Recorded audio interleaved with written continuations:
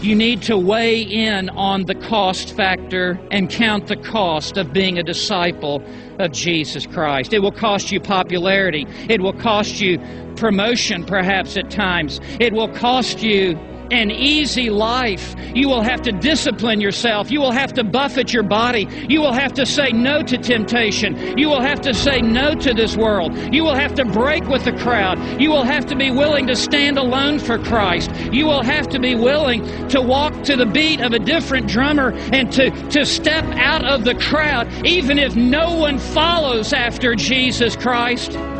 You'd be willing to stand if you're the only person in the world for Jesus Christ. That's the cost factor.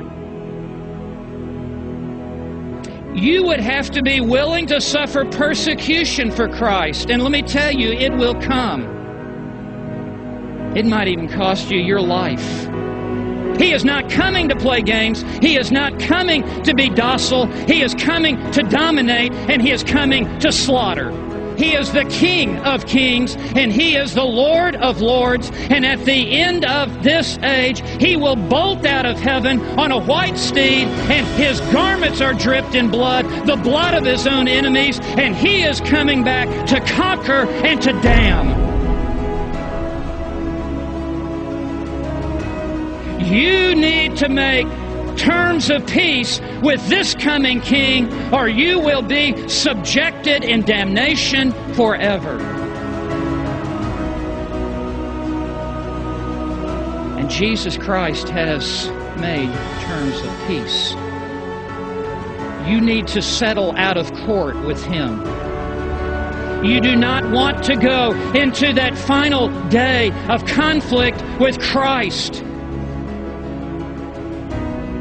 for He will be ruthless in the execution of His justice. But He offers you mercy today. He will agree to terms of surrender. He will agree to terms of peace, but they are His terms of peace, not ours.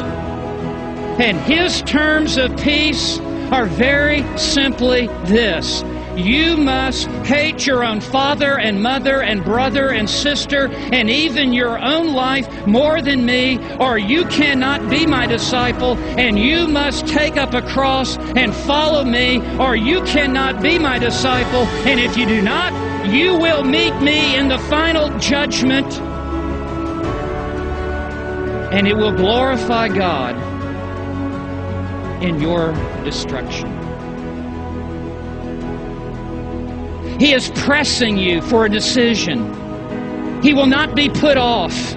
You cannot hit the mute button any longer in your heart. You must answer to Him. Jesus said, I am the way and the truth and the life. No one comes to the Father but through me. And He is calling out to you today. Come unto me, all ye who are weary and heavy laden, and I will take you in and receive you unto myself. Take my yoke upon you and learn of me, for I am meek and lowly in heart, and you shall find rest for your souls. For my burden is easy and my yoke is light. It is. You will have the weight of sin lifted off of you.